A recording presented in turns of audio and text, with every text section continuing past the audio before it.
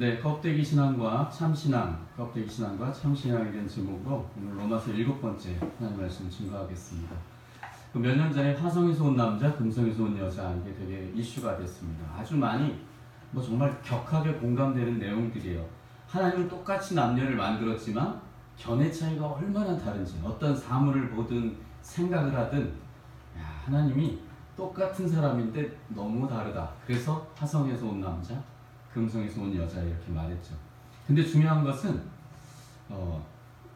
똑같이 남녀가 똑같이 거울을 볼 때 내 얼굴이 보이잖아요. 근데 거울은 똑같이 비춰주고 있지만 거울이 비춰주는 걸 통해서 자기들이 생각을 완전히 다르게 한다는 거예요.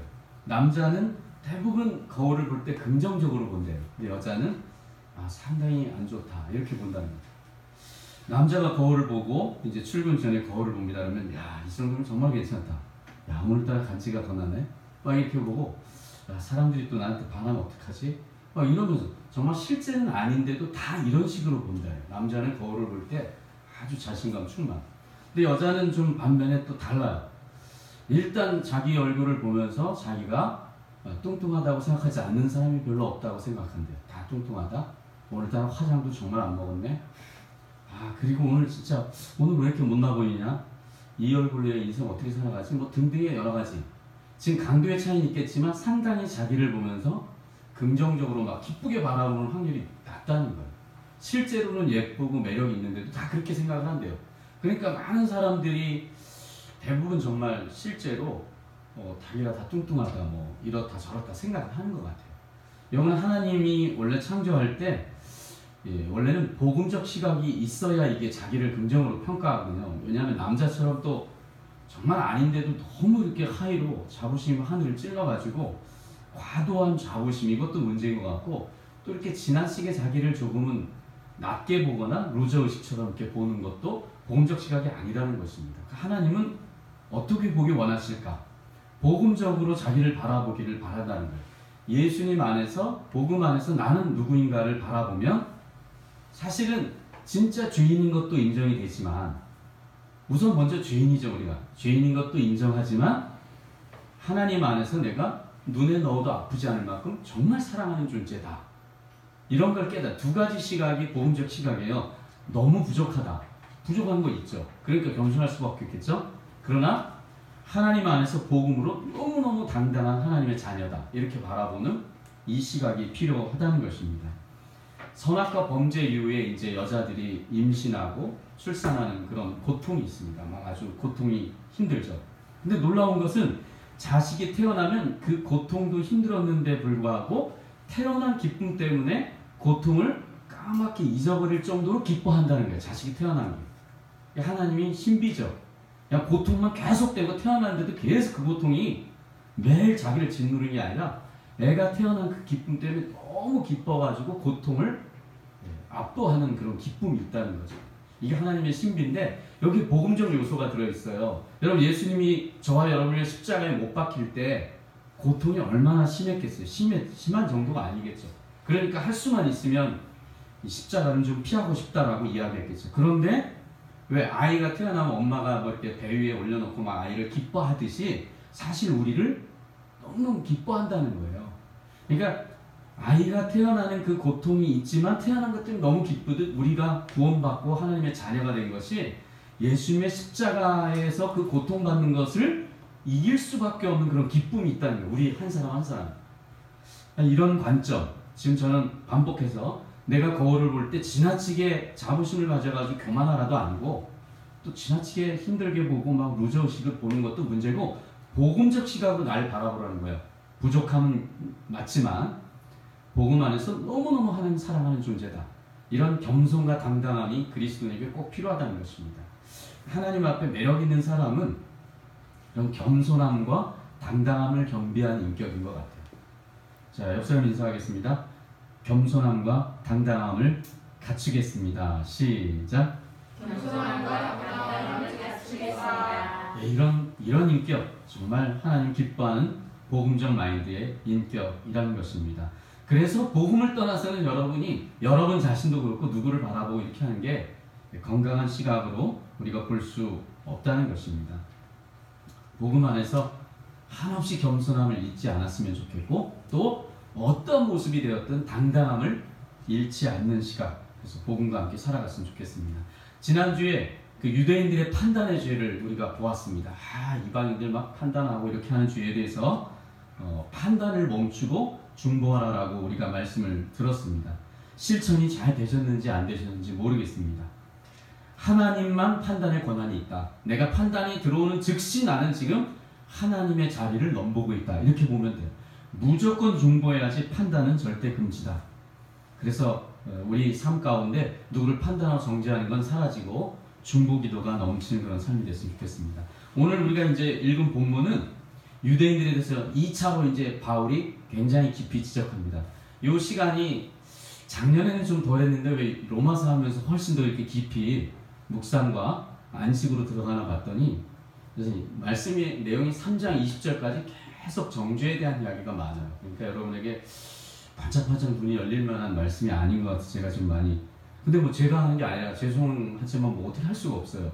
지금 유대인들을 또 2차로 엄청나게 바울이 지적하고 지금 깨주고 있거든요. 왜냐면 그걸 깨야 그들이 구원받기 때문에.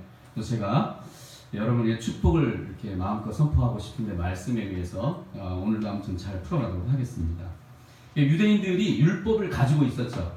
그러니까 자부심이 대단한데 너희들이 율법을 가지고 있고 또 율법을 알고 있고 율법을 가르치고 있더라도 지키지 않으면 너희들은 없는 거랑 똑같다. 아니 하나님의 그 심판의 대상이다라는 것입니다.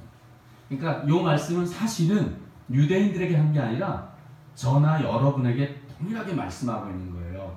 이거 믿는 자, 안 믿는 사람에 대해서 말하는 게 아니라 먼저 믿는 저와 여러분에 대해서 오늘 포커싱을 맞춰서 생각해야 돼요. 자, 17절 말씀을 읽을 때 유대인들이 아니라 나라고 생각하고 읽어야 됩니다. 한번 17절을 읽어보겠습니다. 다 같이 함께합니다. 시작. 유대인이라 불리는 내가 율법을 의지하며 하나님을 자랑하며 계속 율법의 교훈을 받아 하나님의 뜻을 알고 지극히 선한 것을 분반하며 맹인의 길을 인도하는 자요 어둠에 있는 자의 빛이요 율법에 있는 지식과 진리의 모본을 가진 자로서 어리석은 자의 교사요 어린아이의 선생이라고 스스로 믿으니. 계속 이제 한번 쭉 살펴볼게요. 유대인들에 대해서 바울이 선포하고 있는 말씀이 오늘 저와 여러분에게 말씀하는 거예요. 이게 원어의 의미들을 보면 아주 쏠쏠한 깊이 있는 은혜가 담겨 있다는 것입니다. 유대인들은 이 유대인이라는 호칭에 대해서 아주 대단한 자부심이 있었어요. 야, 나는 유대인이야. 이게 너무나 명예로운 호칭이라는 거죠. 근데 왜 이렇게 됐냐면 BC 722년에 이제 아수르가 이 북쪽 이스라엘을 이제 정복했죠. 그래가지고 아수르 정책이 뭐냐면 북쪽 이스라엘 사람들을 혼혈화 정책 막 통혼하게 해가지고 아수르화하게 만들었어요. 그러니까 이스라엘이라는 명분이 사라져버린 거예요. 다 이제 피가 섞였으니까. 그럼 이제 누구만 남은 거예요? 남쪽 유다 지파만 남은 거죠. 그러니까 나는 순수혈통이야. 야, 이스라엘의 순수혈통은 유다인, 즉 유대인밖에 없어. 이런 아주 강렬한 자질의 순수혈통을 자랑하게 된 거죠. 근데 문제는 너무 자랑하다가 이 자랑이 지나쳐가지고 이게 이제 올무가 되어서 넘어졌다는 것입니다. 율법을 의지한다는 말이 진짜 율법을 우리처럼 하나님을 믿고 한 것을 의지한다가 아니라 율법을 이렇게 부적처럼 소유한다, 그런 뜻이에요. 그러니까 율법을 갖고 있어 우리는. 그러면은 율법을 믿고 하나님을 잘 믿겠다는 이야기가 아니라 우린 율법을 소지하고 있거든. 이게 부적 얼마짜리인지 알아? 이런 느낌이. 그러니까 바울이 제대로 지적하는 거예요. 우리는 그냥 율법을 의지하며 나오지만 원어의 의미는 너희들은 율법을 그렇게 부적처럼 의지하냐? 아주 사정없이 질책하는 거죠. 이스라엘 백성이 블레셋과 싸울 때 패하니까 법궤를 어떻게 했죠? 부적처럼 갖고 나갔어요. 야, 우리 부적 갖고 나왔어? 아니, 법궤 갖고 나왔어? 근데 그대로 패해서 법궤를 빼앗기게 만들죠. 그러니까 하나님을 실제로 믿는 게 아니라 율법을 부적처럼 섬겼다, 의지했다. 이게 되게 심각한 모순이라는 거죠. 또 율법을 얼마나 그들이 존중했어요. 원래는 뭐 손목에다가 이마에다가 문지방에다 문턱에다 모든 것을 율법을 막 도배하고 다녔죠. 그런데 중요한 건 너무나 율법을 달달달 외우고 했지만 율법 자체가 무슨 천국으로 인도하는 것 같은, 그러니까 율법을 너무 맹신하고 과신했어요. 이런 게 참 문제이고 안타까운 사건이죠.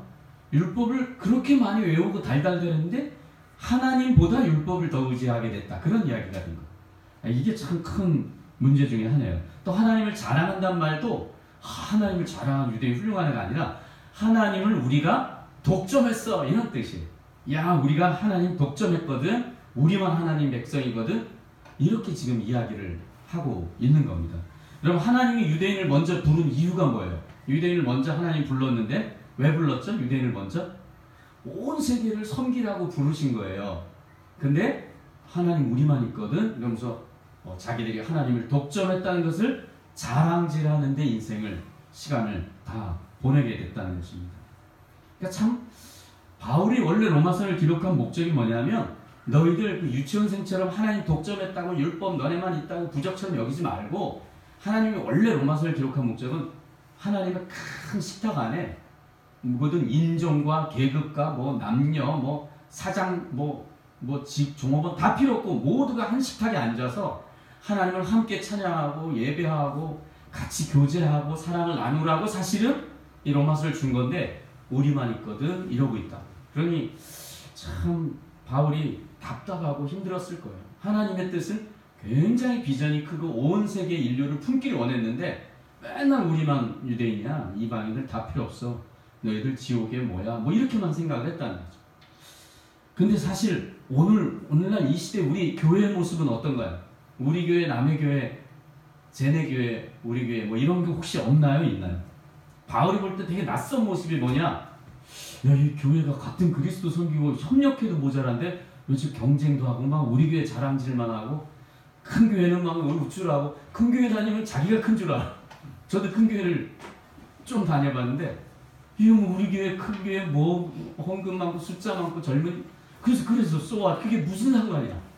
우리 아버지, 주님 아버지 다 똑같은 하나님 아버지인데 이런 부분이 약하다는 거죠.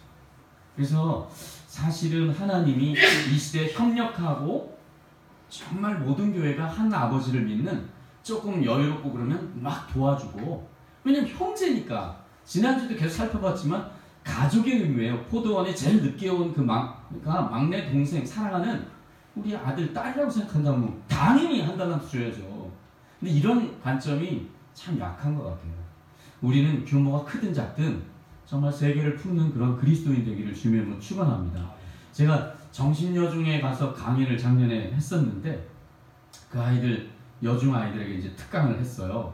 근데 꿈 넘어 꿈에 대해서 이제 마무리를 쫙 했어요. 여러분, 뭐 이 다음에 취업을 하고 뭐 돈도 벌고 이렇게 성공을 하면은 그거 이뤘다고 다 이뤘다고 생각하지 말고 꿈 넘어 꿈을 이루자. 즉 사람들 섬기고 나누고 베풀며 살자, 이런 얘기인데, 이제 오후에는 저보고 그 아이들 비전 프리젠테이션 하는데 심사를 해달라서 이제 심사를 했는데 몇 명의 아이들이 똑같이 뭐라고 하냐면, 저도 오늘 강사님이 이야기한 대로 꿈 넘어 꿈을 갖고 이제 막 이런 이야기를 막 인용을 하더라고요. 그러니까 자기만 혼자 뭘 이루고 땡이 아니라 남을 돕고 섬기는 일에 대해 비전을 품는 것들이 참, 야, 원래도 애들이 귀여운데 정말 아주 이쁘고 멋지더라고요.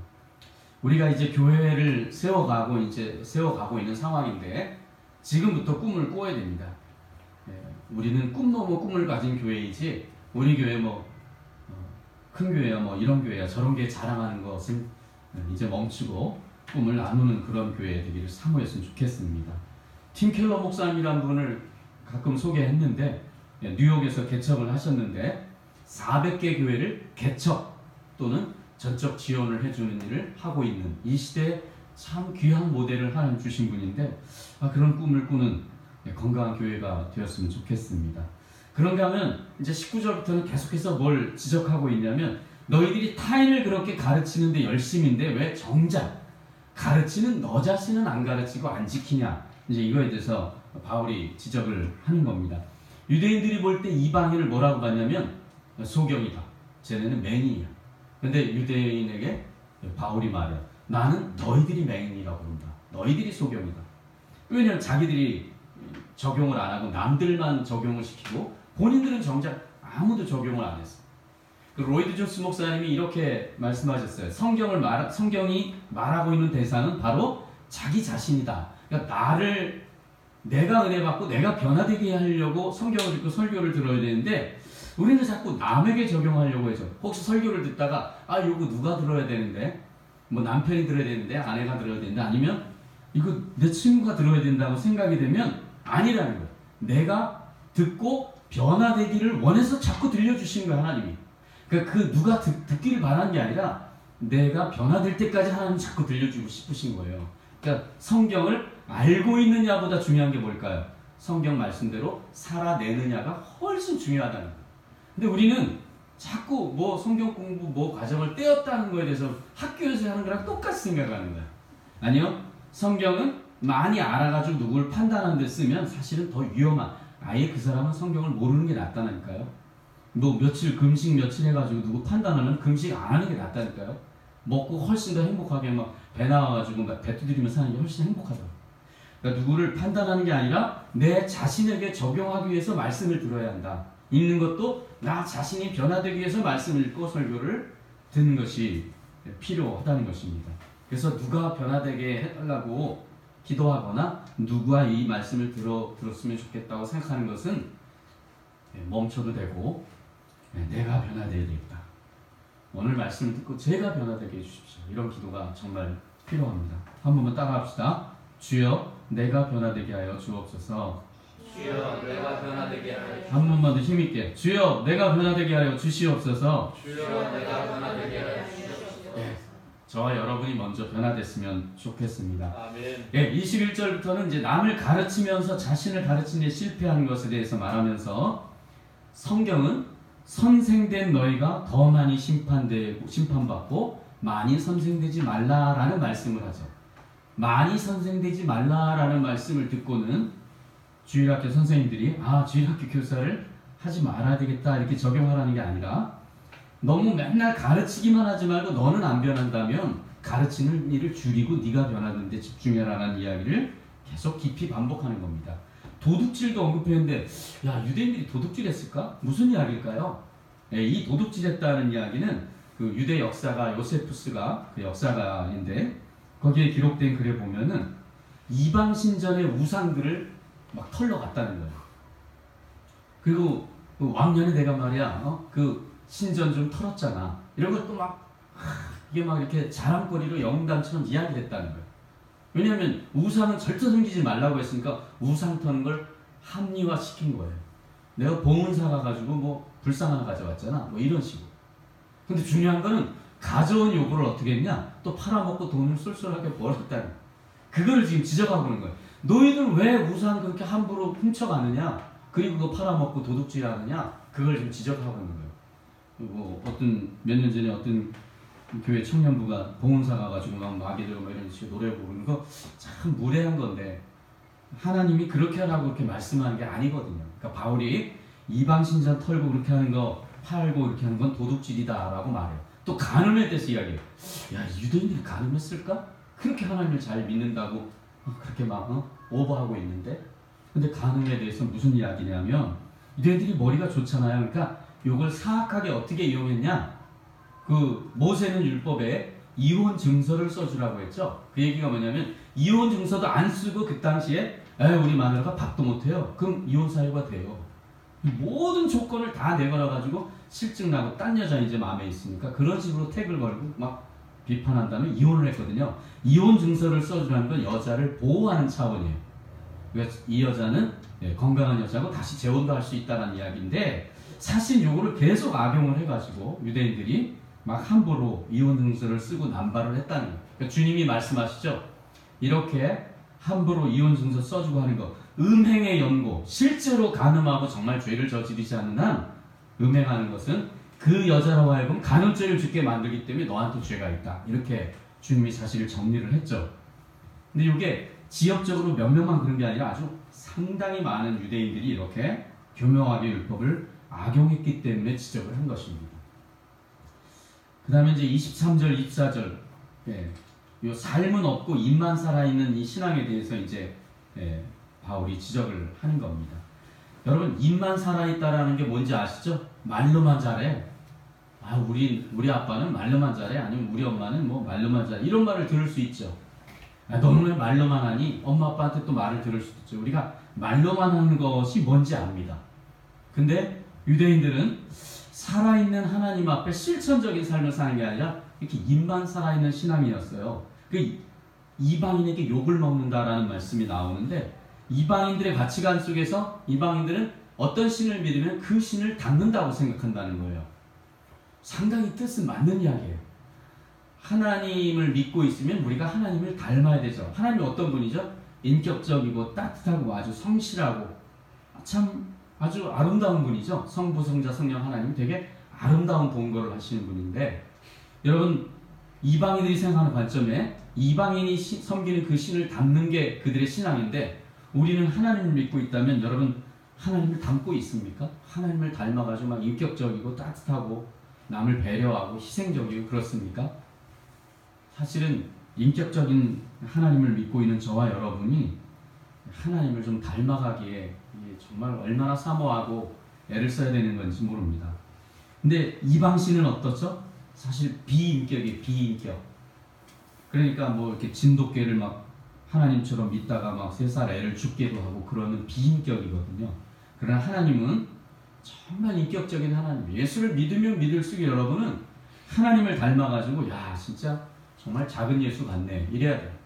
여러분 영국이 인도를 이제 이렇게 지배하고 식민지할 때 감디가, 야 너희들 영국 사람들 나는 예수는 정말 존경하지만 너희 영국 사람은 절대 존경할 수 없다라는 이야기를 했는데, 왜냐? 뭐 입만 살아있고 뭐 무력으로 정복하고 무력으로 예수를 전하려고 하는 것을 도저히 받아들일 수 없다는 거죠. 그러니까 입만 살아있는 것은 영향력이 하나도 없습니다. 우리가 하나님을 정말 닮아가서 작은 예수로서의 삶이 우리의 삶의 목표가 되어야 됩니다. 우리 목표가 너무 거창한 것 같지만 우리의 신앙생활 속에 정말 예수님을 좀 닮아가는 삶이 좀 필요합니다. 이게 예수를 누가 닮아 어떻게 그분을 닮겠어? 아니에요. 충분히 우리가 주님을 사모하고 그분의 은혜를 간구하면 하나님이 은혜를 주시는 분이신데, 우리가 지레 어떻게 그렇게 살겠어? 어떻게 예수님처럼 살아? 이렇게 하고 아예 사모하지도 않고 도전도 안 하는 이 부분은 하나님이 분명히 건강하지 않은 신앙과는 분명히 말씀하실 겁니다. 오늘 이렇게 유대인들에게 입만 살아있는 걸 말씀하시는 이 부분은 저와 여러분에게 너무나 밀접하게 다가오는 그런 말씀입니다. 이게 믿지 않은 분들이 우리를 보면서 하나님을 이해하지, 아무리 뭐 믿지 않은 분이 신통방통해도 하나님을 알 수가 없어요. 그러니까 우리 친구들이 우리 캠퍼스에 가면 나를 보고, 직장에 가면 나를 보고 애들이 하나님이 어렴풋이 믿어지고 어렴풋이 알게 되는 게 우리의 모습이라는 거예요. 그러니까 우리는 베드로전서에 나오죠. 하나님의 아름다운 덕을 선전하는 우리가 광고 모델이거든요. 근데 우리를 보면서 하나님의 모습이 어떨지를 깨닫게 만드는 게 매우 중요하다는 거죠. 근데 대부분은 이런 부분을 인식하지 못하고, 나 교회 갔다 왔는데요, 나 뭐 헌금했는데요, 뭐 이런 이야기는 매우 표면적, 껍데기, 여러 가지 그 겉에 드러나는 속 내면이 전혀 아닌 부분이에요. 사실은 우리가 깊이 좀 생각해 봐야 되는 부분입니다. 제가 선교를 여러 해 많이 섬겨본 경험이 있는데, 단기 선교, 이렇게 뭐 4박 5일, 5박 6일 이렇게 일주일 단기 선교를 한 100회에서 110회 정도를 섬겼습니다. 한 2, 3년 동안 계속 나가 섬긴 것처럼 많이 섬겨봤는데, 해보고 나서 깨닫는 부분이 뭐냐면, 장점이 당연히 있지만 변화되고 좀 약점이 있는, 변화돼야 될 부분이 뭐냐면, 삶의 자리에서는 굉장히 선교적 마인드가 거의 없고, 1년에 그 한 번 선교 가는 그 자리에서는 엄청나게 불받아서 열심히 나가는 사람이 너무 많아요. 젊은이들이 많았으니까. 애들이 얼마나 뜨거운지 아주 정말 열정적이에요. 너무 열정에 앞서가지고 심지어 무례해요. 예수 안 믿으면 너 지옥이야. 응? 이런 식으로 하면 안 돼. 이런 것들이 굉장히 담대해져요. 왜 그렇게 담대할까? 삶의 자리, 즉 직장과 캠퍼스에서는 좀 예수 믿는지도 모르게 다니는데, 애가 1년에 한 번 선교를 단기 선교 와가지고 엄청 담대해져요. 왜 그럴까? 다시는 안 볼 사람이라서 그런 건지 아무튼 잘 모르지만, 삶의 자리에서는 예수를 믿는다는 이야기도 안 해요. 삶의 자리에서는 많이 실패를 해요. 그러나 선교지에 와가지고는 너무 심하게 막 오버도 하고 이렇게 된다는 거죠. 그래서 제가 생각을 해봤어요. 왜 그럴까? 아이들이 삶의 자리에서는 매우 많이 실패를 하는데 왜 선교만 이렇게 뜨거워질까? 불을 토하고 막 그래요. 이단 나타나면 저주를 받을지어다 막 이렇게 하는 사람이 막 나타나면 뜨거우니까. 근데 왜 그거 끝나고 돌아가는 날 그 즉시부터 집에 가서부터 엄마랑 또 막 싸우고 막 대들고 또 직장 가서 이게 잘 안 될까? 우리 찬양 가사에도 나오죠. 교회여 일어나는 찬양이. 삶의 자리에서 정말 우리가 신앙의 선교의 그런 선교적 삶을 살아야 되는데 이게 잘 안 돼. 그래서 제가 묵상을 해봤어요. 1년 내내 평생에 한 번도 안 본 사람을 선교지 해외든지 국내든지 어디 딱 가면 처음 만난 사람이잖아요. 그래서 막 4영일 막 5분 내 10분 동안 막 쫙 한 다음에 믿어야 된다 막 이렇게 막 하고 그 다음에 그 사람이 정말 내 평생에 처음 내가 40몇 년을 살았는데 오늘 처음 당신의 나를 만나서 4일 전했는데 내가 정말 예수를 믿고 싶어집니다. 뭐 이런 생각이 선뜻 들까요? 참 믿기가 어려울까요? 당연히 후자죠. 왜냐면 난생 처음 본 사람이 와가지고 5분 동안 얘기해놓고 넌 예수를 믿고 주인으로 섬겨야 돼. 이게 정말 쉽지가 않은 거예요. 그러니까 삶의 자리에서 선교가 왜 중요한지를 모르면 단기 선교의 삶의 자리에서 매일 실패하니까 1년에 한 번씩 거기 가서 막 하고 오는 만약에 이런 식이 된다면 이건 훨씬 변화가 되어야 된다는 거예요. 여러분이 속한 캠퍼스에서 직장에서 가정에서 여러분이 살아가고 있는 그 삶의 자리에서 1년, 2년, 3년 계속 섬겨야 돼요. 그러니까 이 세상 삶이 죄짐도 없고 아무 문제짐도 없지만 우리는 이런 선교적 삶에 대한 거룩한 짐을 지고 사는 삶이에요. 우리가 그래서 기도를 하는 거고 그래서 참아야 되는 거고 그래서 내가 먼저 희생하고 섬기는 거죠. 남들이 뭐 이렇게 보든 저렇게 보든 상관없어요. 나는 선교적 삶을 위해서 계속 섬긴다는 겁니다. 그럴 때 하나님이 일하시는 거죠. 과거에 언더우드 선교사님이 한국에 와가지고 만약에 4박 5일 단기 선교하고 집에 돌아가셨으면 이 나라가 이렇게 복음화가 되었을까요? 당연히 아니겠죠. 거기에 삶의 자리에서 살아냈다고요. 아주 희생하면서 철저히 한국인이 되기 위해서 완전히 살아냈어요. 그러면 우리는 꼭 뭐 어디 이집트나 뭐 어디 뭐 무슬림이나 어디 뭐 태국에 가야 되는 게 아니라 우리가 속한 캠퍼스나 직장을 정말 매일 중보 기도하라는 거예요. 이걸 더 많이 기도하라는 거예요. 이 삶의 자리에서 말로만 교회 와서 막 뜨겁고 삶의 자리에서 안 되는 이게 많은 사람의 아주 큰 문제거리이긴 한데 이 도전을 놓치지 말라는 거예요. 그래서 꼭 해외 나가야만 선교고 국내에서는 전혀 아닌 것처럼 교회 와서는 뜨거운데 교회 방만 나가면 완전히 세상 사람과 똑같이 살아가는 거 이 부분을 오늘 바울을 통해 우리에게 도전을 하는 거야. 너희들 이런 표면적 신앙인이냐? 진짜 좀 깊이 있는 성도냐? 이걸 우리에게 말씀하고 있는 겁니다. 우리 그 마태복음 5장에 보면 이같이 너희 빛을 사람 앞에 비치게 하여 하늘에 계신 너희 아버지께 영광을 돌리게 하라 이런 말씀이 있어요. 너희의 착한 행실을 말씀해요. 이 착한 행실이라는 게 그런 차밍을 말해요. 매력적인 모습으로 섬겨라 그런 이야기예요. 그 매력이 당연히 외모를 얘기하는 게 아닌 건 알죠. 섬김으로 매력적인 사람이 되라 그런 이야기예요. 세상 사람은 일단 섬기면 꿀어거든요.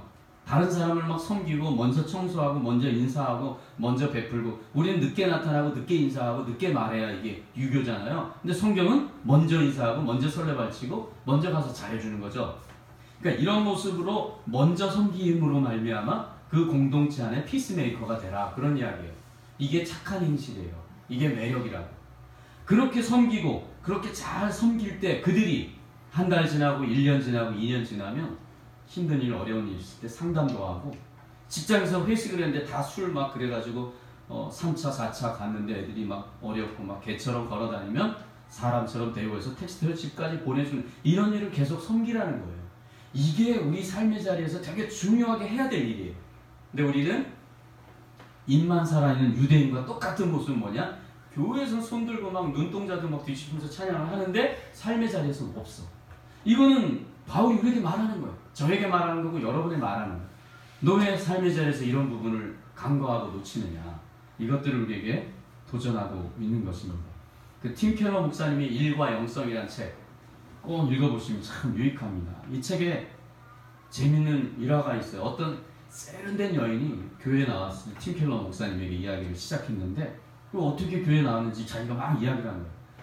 뉴욕에 아주 잘 나가는 방송국 직원인데 큰 실수로 말미암아 진짜 완전 이제 해고될 위기에 처했는데 글쎄 자기 직장의 바로 위에 상사가 그 사장님 사실은 제가 이 직원에게 이런 인포메이션을 충분히 안 주고 가르치지 못했기 때문에 실수를 했기 때문에 제 책임도 충분히 있습니다 라고 말해가지고 자기가 잘리지도 않고 직장을 계속 다니게 된 거예요. 그러니까 너무 감동을 받아서 이 사람한테 뭐 해주려고도 다 필요 없다고 하길래 알고 보니 이 사람이 그 리디머 교회를 다니고 있는 걸 알고는 한번 와본 거예요. 궁금해가지고 도대체 이 상사는 어떻게 자기가 희생을 해주고 날 위해서 이렇게 해줄 수 있을까? 상식적으로는 되게 호갱 잡힌 건데 이런 모습에 감동을 받고 교회를 나와본 거예요. 너무 궁금해가지고 알고 봤더니 목사님의 메시지가 매주 그런 쪽으로, 거기는 전도 집회가 1년 내내 평생 없어요. 매주 전도 설교를 하는 거예요. 이분이 세상을 섬겨라 그러라고 직장 간 거다. 이걸 매주 설교를 하는 거예요, 목사님. 그러니까 성도들이 그게 삶이 돼버린 거예요. 삶의 자리에서 껍데기 신앙이 아니라 실제로 살아내는 거예요, 직장에서. 그러니까 계속 믿지 않는 사람을 데려오고.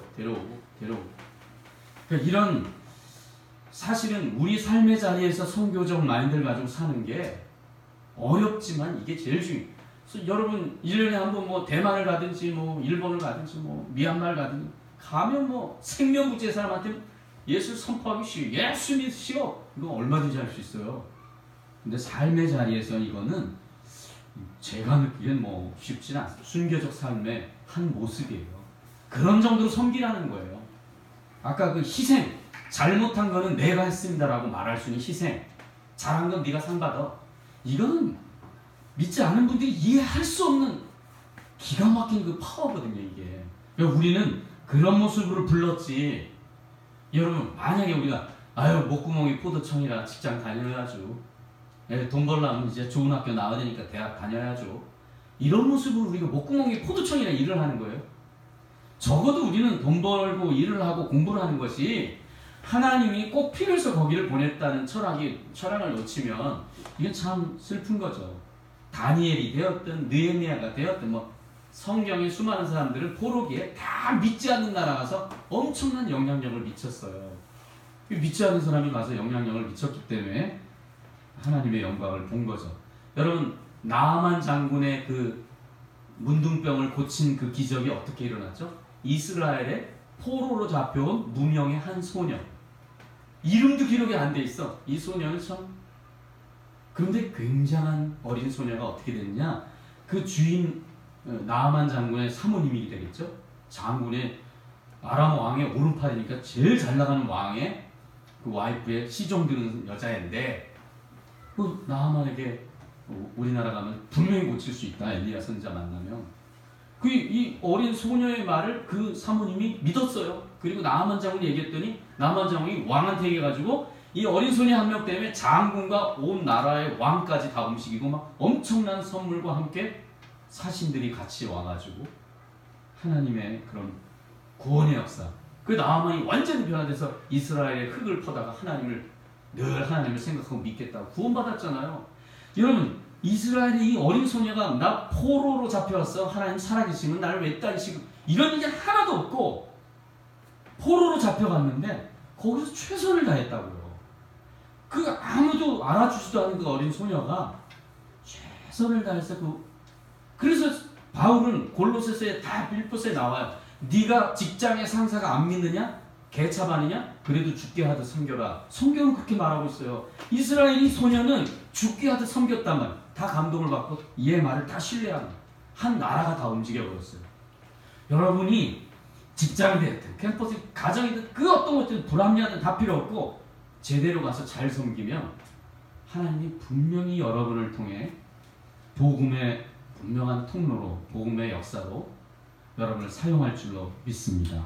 빌립보 2장 14절 자막을 한번 보겠습니다. 우리에게 어떻게 말씀하시는지 자막을 읽겠습니다. 다 같이 시작. 모든 일을 원망과 시비가 없이 하라. 이는 너희가 흠이 없고 순전하여 어그러지고 거스르는 세대 가운데서 하나님의 흠없는 자녀로 세상의 그들 가운데 빛들로 나타내며, 이 메시지 성경으로 쉬운 성경 한번 보면은 흠없는 세상 속으로 들어가 이 더럽고 타락한 사회에 맑은 공기를 불어넣으십시오. 여러분이 맑은 공기를 불어넣는 사람이에요. 산소 같은 영인들이 여러분이 성경이 분명히 말하고 있어요. 또 계속 사람들에게 선한 생활과 살아계신 하나님을 볼 수 있게 해주십시오. 우리가 하나님의 얼굴을 보여주는 사람들이에요. 그래서 환하게 빛을 비춰주는 메시지를 어둠 속에 전하십시오. 우리가 믿지 않는 그 공동체 세상이 험악하니 어쩌니 한데 우리를 거기에 한 줄기 빛으로 맑은 공기로 산소 같은 그런 CO2 같은 아주 좋은 사람으로 가서 섬기라는 거예요. 그런 선교적 삶, 이게 왜 영광스럽지? 이 삶이 영광스럽지 불평불만하고 우리를 부르는 것이 아니라는 것입니다.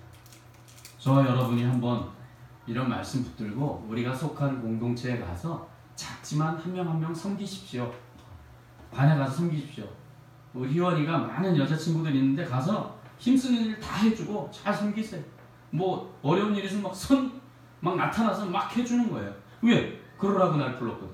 한 줄기 빛같이, 아주 산소같이 우리가 하나님 앞에 그렇게 쓰임받게 될 것입니다. 마지막 25절부터 마지막은 할례 문제를 이야기해요.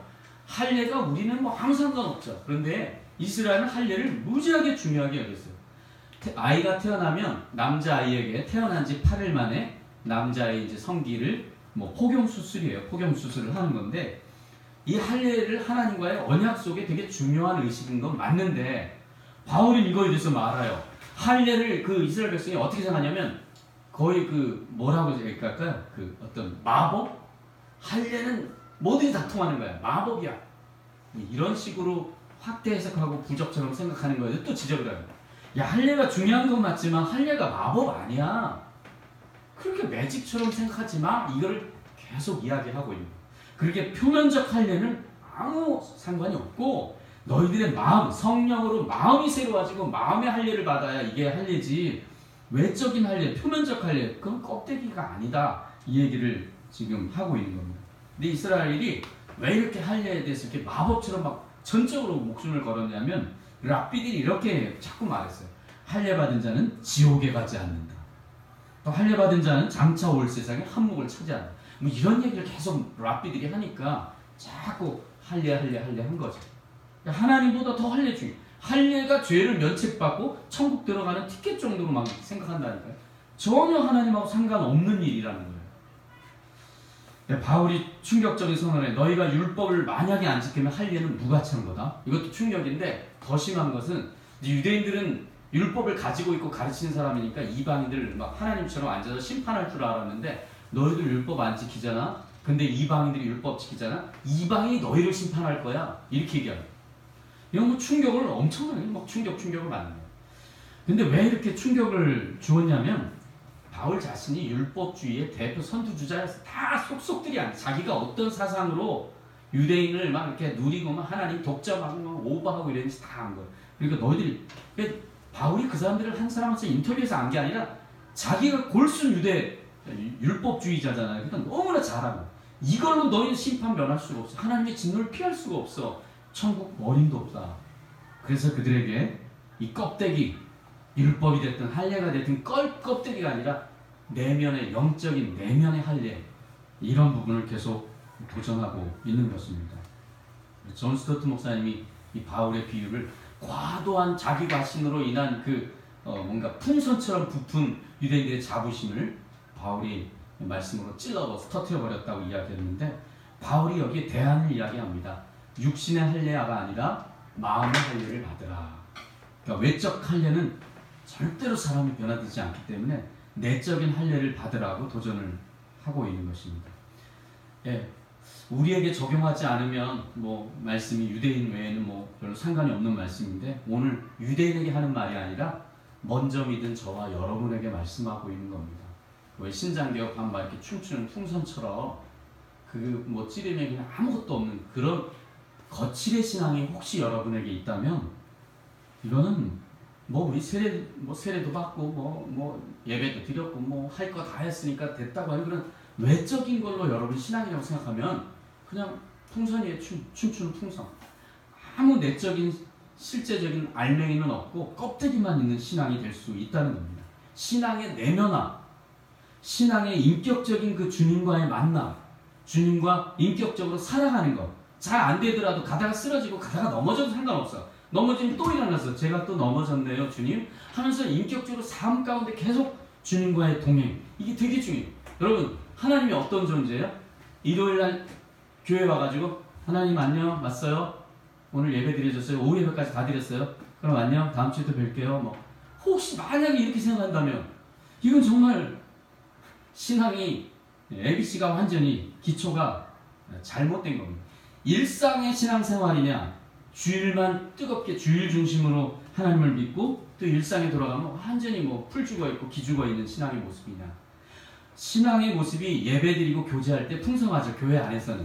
왜냐하면 여기는 그래도 천국의 모습이잖아요. 세상은 이렇지는 않잖아요. 따뜻하지가 않고 배려가 없고 이해가 없거든요. 그렇지만 거기에 한 줄기 빛, 한 줄기 여러분이 산소가 되라니까요. 섬기고 말하고 웃어주고 격려해 주라니까요. 뭐 대단한 거 돈을 갖다 바치라도 아니고 미소 지어주라고요. 웃어주라고요. 섬겨주라고, 격려 한번 해주라고. 그게 못할 거 뭐 있어요. 돈 드는 것도 아니에요. 돈으로 하는 것도 아니에요. 이게 마음이지, 하트지. 네, 옆 사람을 인사하겠습니다. 당신의 웃는 모습이 너무 매력입니다. 다 같이 한번 인사할게요. 시작. 당신의 웃는 모습이 매력입니다. 한 번만 더 할게요. 나 매력 있어? 물어보겠습니다. 시작.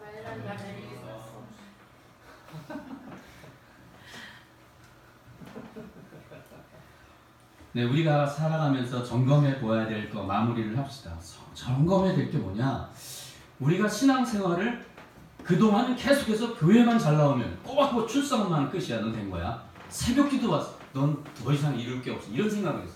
새벽기도를 10번은 못하는 거야. 아무튼 새벽기도를 매일 하고 금식을 밥 먹듯이 만약에 했어요. 그래도 신앙의 인격화, 내면화, 주님과 동행이 없으면 미안한데 가짜라고요. 이거 너무 충격이죠. 이게 가짜라요. 새벽기도 일주일 날에 다 했는데 그걸로가 아니라고. 주중에 정말 일상의 주님과 함께 내가 동행하고 호흡하고 있느냐를 점검하지 않으면 매일 교회 오고 매일 헌금 들었고 열심히 하고 뭐 권사 장로까지 되는데 그것도 껍데기야. 어떻게 할 거예요? 안타깝지만 그런 분들이 참 많다는 거예요. 한국교회 성도들이. 그래서 이렇게 매력이 없어요. 세상에 매력 있는 존재가 매력이 쩌는 존재인데 세상 사람에게 매력이 없어. 왜? 말로만 하고 표면적 신앙이야. 뭔가 파워가 없어. 일주일 내내 부족하더라도 연약하더라도 늘 주님 의식하고 오늘 아침에 목사님께 성령 들었죠? 성령과 늘 교제하면서 오늘 자꾸 시크해지네요. 제가 이렇게 메말라지죠?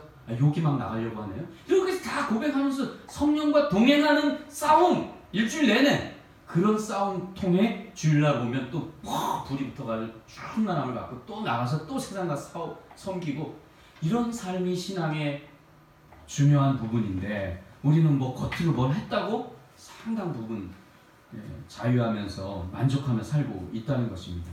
예수님이 우리 삶의 메인인지 그냥 액세서리 그냥 귀걸이 십자가 목걸이 하는 게 예수님을 믿는 게 아니잖아요. 우리의 삶의 메인이에요. 풍덩 빠져가지고 주님과 함께 사는 건데 공부 자체도 그냥 공부가 아니야. 공부 어려우면 그냥 바로 시작 전에 안수 5초 기도 주여 이 돌머리 돌게 하시오. 이 모든 걸 기도와 마인드. 공부가 어렵죠. 쉬우면 공부 뭐 누구나 하게요. 공부도 어렵고 직장이 쉬워요. 매일 기도, 수시로 기도. 손님 막 거지 같은 친구들 와도 다 기도하면서 한 명씩 받아야 되는 거예요. 애들 뭐 중딩은 말 듣겠어. 유도할 때 말 안 듣겠죠. 기도하면서 애들 욕도 기도하면서 해야 돼. 성령으로 욕. 이게 우리가 모든 부분에 성령과 동행하는 삶이라는 게 너무 거창하게 생각하면 안 돼요. 일상의 모든 부분을 예수를 초청하고 예수라면 어떻게 생각했을까? 이걸 놓치면 안 된다는 것입니다. 이 예를 들고 마치도록 합니다. 주님께서 나면서부터 소경된 자에게 주님이 어떻게 했죠? 나면서 소경된 자를 침을 뱉어가지고 진흙을 발라서 눈에 발라줬어요. 그죠? 그리고 뭐라고 했죠? 어디 가서 씻으라고 했죠? 정말 잘하네요. 실로함이 무슨 뜻이죠? 보냄을 받은 자. 신기하죠? 실로함의 뜻이 보냄을 받은 자인데 실은 예수님이 하나님의 보냄을 받은 자예요. 그런데 실로함에 가서 씻으라라는 말이 뭐냐면 가서 눈을 이렇게 해가지고 깔짝깔짝 눈만 씻으라는 이야기가 아니라 원래 본 의미, 원어의 뜻은 실로암 못에 풍덩 들어가서 빠져서 씻으라라는 이야기예요. 무슨 이야기를 하는 걸까요? 예수님 왜 그 자리에서 고쳐줘도 되는데 왜 굳이 실로암을 보내서 실로암 물에 풍덩 빠져서 거기서 씻어가지고 구원을 받게 하셨을까요? 이유가 뭘까요? 오늘 우리에게 도전하는 거예요. 예수를 깔짝깔짝 믿지 말고 풍덩 예수께 빠져가지고 예수님으로 완전 절여진 채로, 그러니까 주일 신앙이, 주일만 교회 나왔다가 월요일부터 토요일 또 완전 세상으로 가고 또 회개하면서 이런 삶을 30년 50년 매일 반복해. 이건 쓰러져도 좋고 막 넘어져도 좋고 시크해져도 좋고 막 화가 나도 좋은데 화나는 것마저도 주님께 이야기하는, 이게 필요하다는 이야기를 하는 거예요. 완전히 무슨 뭐 우리가 다 무슨 마더 테레사가 되고 천사가 되고 뭐 날개 그렇게 될 수는 없잖아. 힘들어도 삶 가운데 늘 주님을 기억하면서 아주 풍덩 주님께 빠져야 된다는 거예요. 이런 부분이 우리 신앙에 좀 강력한 도전이 돼야 된다는 거예요. 여러분 탈북자들이 북한 넘어올 때 뭐 이렇게 나 여행 좀 갔다 올게 여권 좀 봐 뭐 이렇게 해서 오는 거예요? 목숨 걸고 오는데 신앙이 똑같아요. 목숨 걸고 주님을 붙드는 거지. 그냥 매사에 싸움이에요. 그래서 싸움이야. 신앙은 침노하는 자예요. 그래서 계속 도전하는 겁니다. 주님과 함께 동행. 우리는 자꾸 하나님을 주일날 와가지고 예배드린 다음에 하나님 잘 계세요. 다음 주에 찾아뵐 테니까요. 뒷방 늙은이 취급하는 것은 신앙이 아니에요. 우리가 매사의 모든 부분에 아주 우리 24시간이 모자라면서 주님을 기억하고 넘어지고, 심지어는 우리가 막 넘어지는 순간에도, 죄의 유혹을 받는 순간에도 주여, 그때도 주를 불러야 돼. 매사의 주님, 매사의 주님과 동행하는 우리 찬양 불렀죠? 주님의 임재 안에 거하는 것, 주와 함께 동행하면서 살아가는 우리 삶의 자리에서 주님의 아름다운 그런 산소 같은 빛 같은 삶을 살아가는 저와 여러분들 주님의 이름으로 축원합니다. 기도하겠습니다. 함께 통성으로 같이 한번 말씀